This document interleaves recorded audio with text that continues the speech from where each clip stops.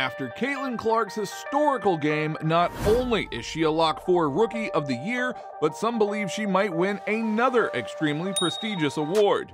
It is absurd how quickly Caitlin Clark has become one of the best playmakers in the WNBA. Just a few games earlier, Caitlin and Aaliyah Boston became the first duo in Fever history to record 20-point double-doubles in the same game. Both of them were cooking the Mercury. However, that wasn't Caitlin's only accomplishment. She also had 7 first-quarter assists, which did break a franchise record. She now has the Fever record for both assists in a single quarter and assists in a single game. But now, she not only has the Fever record for assists, but broke the WNBA record for assists in a game, finishing with 19. The previous record was 18 by Courtney Vandersloot for Chicago on August 31st, 2020. The record breaker from Caitlin came on a play where she set up Kelsey Mitchell for a three-pointer with 2 minutes and 22 seconds remaining.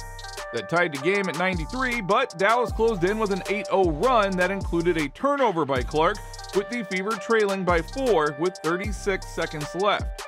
Clark entered the game as the WNBA's assist per game leader this season. She added 24 points on 10 for 19 shooting. However, one downside of the record-breaking game was that Caitlin and her Fever ended up losing. The Fever clawed back from an early 16-point deficit and led the Wings by as many as 6 in the fourth quarter. Indiana couldn't maintain its advantage though. A Kelsey Mitchell three-pointer tied the score at 93 all with 2 minutes and 22 seconds left before Natasha Howard sank a pair of free throws, and Arike Ogunbowale nailed a circus shot as the 24-second clock expired. Now that left a sour taste in her mouth, as afterward she had a hard time celebrating her assist record. Caitlin is a winner first and foremost. She doesn't care about stat padding and setting records. She just wants to stat pad wins. However, one thing is crystal clear: she is the Rookie of the Year. Caitlin Clark's greatness is simply undeniable. Against the New York Liberty, she recorded 19 points, 12 rebounds, 13 assists, and 2 steals. This made her the first WNBA rookie ever to record a triple-double. Now, that triple-double record basically cemented the Rookie of the Year award for Caitlin in many people's eyes, including Rachel Nichols. To me, Caitlin Clark is the Rookie of the Year right now. She has impacted winning in a bigger way than anyone else in this rookie class. She leads all rookies in 4 or 5 of the stat categories, and her team is on pace to finish a lot better this year than it did last year, meaning she has impacted the overall state of the team. However, there were plenty of people who still felt as if Angel Reese had done enough to challenge Caitlin, but that does not seem to be the case anymore. Our friends at ESPN Bet are concerned this isn't even a question. Going into last night's game, she was minus 1,000 to win Rookie of the Year. As of this morning, she is minus 2,000 to win Rookie of the Year. For those who are not familiar with this sort of parlance, she is an overwhelming favorite to win Rookie of the Year. Caitlin is also the 4th rookie in WNBA history to have 50 points, 10 rebounds, and 10 assists in her first 3 games. So what makes this extra special is her level of competition. Not only did she achieve this while playing the likes of the Sun and Liberty, but she did so while getting the most attention a player has ever gotten. And if you ask the fans, they clearly have their minds made up. Caitlin is so far ahead that no one can touch her. Top All-Star voting totals from last season to this season shows just that. So A'ja Wilson was the top vote getter in 2023 with nearly 100,000 votes. This season, Clark and her Fever teammate Aaliyah Boston finished first and second with 700,000 and 618,000 respectively in fan voting, followed by Wilson, who had 607,000 votes. Now, Dan Patrick even finds it almost laughable to put Angel Reese in the same tier as Caitlin Clark.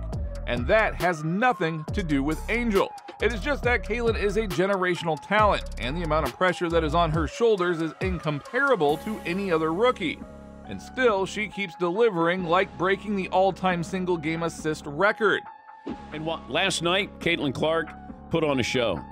24 points, 19 assists, and that's why I'm watching and I'm kind of laughing at the people who are trying to make this an argument or a discussion that Angel Reese is somehow the Rookie of the Year. And this isn't anti-Angel Reese. Now, the all-time rookie record is 7.5 assists per game by Taisha Peniachero in 1998. With Caitlin's 8.2 per game, she will likely snatch that record too, as long as her teammates keep on capitalizing on the scoring opportunities that Caitlin provides them. She became the fastest WNBA rookie to surpass 100 points and 50 assists, which she did in just 8 games. She has also scored or assisted 71% of the Fever's points, which is the most in league history. She has scored or assisted on 66 points, 71% of the Fever's points. That's the most ever in league history. She's breaking records every week. So part of the silliness of not allowing her on the Olympic team is she was a very quickly improving player, and now you kind of look silly. Caitlin has made it her mission to make others look silly, whether that be thanks to her dazzling passes that leave the other team confused and dumbfounded, or her quick crossovers, which snatched her defenders' ankles. Even her haters have to swallow their pride and apologize for doubting her ability. Every game, it seems as if the opposing team is trying their best to shut down Caitlin. Now, this has even resulted in some cheap shots and dirty tricks, and yet they still can't stop Caitlin's greatness from shining. In fact, Caitlin Clark is the fastest WNBA player to record 150 career assists since 1998. So it is safe to say that her game has translated to the WNBA. And on top of that, she was named to the Team WNBA All-Star team and received the most fan votes of any player in the WNBA. She definitely has the support of the masses, which makes it even worse when other WNBA players try to hate on her. But we should have all seen these record-breaking accomplishments coming. It's not like it's anything new for her. Caitlin has been raising the bar and setting new records for years now, and she will be setting several new ones soon enough. Several records that are within reach here for Caitlin Clark this season. She already has the rookie record for the most points created with 14 games left to play. She's on pace for 327 assists this season. That would set a league record for a season, and she's also well on her way to setting the rookie record for threes as well. Now, this single game assist record is just one of many this year. She has the record for the most consecutive point assist double-doubles in a rookie season, the most double-doubles by a rookie guard, the first rookie to record a triple-double, the single-game leader in three-point field goals made by a rookie, and she is the youngest player to record a double-double with points and assists in back-to-back games. Now, those are just the WNBA records. On top of that, she has 7 different records for the Indiana Fever. In just one short season, she has basically become an all-time great for the Fever franchise and left her mark in the history books. What a performance, up to 213 assists now, second most by a rookie all time. She has also picked up where she left off at Iowa when it comes to firing from long range. She made 6 30-footers this season. The rest of the league has combined for 8. No other player has more than 2. Again, 2 for 9 from 3. She leads the league in most points scored or assisted by a player this season. The likes of Sabrina Ionescu, Arike Ogunbowale, and Asia Wilson were the names below her. So talk about a legendary rookie season. She has quickly become one of the best players in the league, and that is after a slow start to the season due to poor scheduling from the WNBA and the lack of rest for Caitlin. She essentially stopped playing her college games and started playing in the WNBA right away. There was no real break between the two. This is why she struggled at first. She simply did not have the rest that she needed. Since then, she accumulated the league's pace and physicality and started dominating, just as she has been all her life. However, Caitlin does have some high turnovers. Some of Caitlin's haters have tried to use this logic as a reason to give the Rookie of the Year award to Angel Reese. It's like they are trying their hardest to find a reason to slight Caitlin. They will either point to the high turnovers and say that she is not a great playmaker, or they will argue that because her usage is so high, it is natural that she is getting all of these assists. So it's not really all that impressive.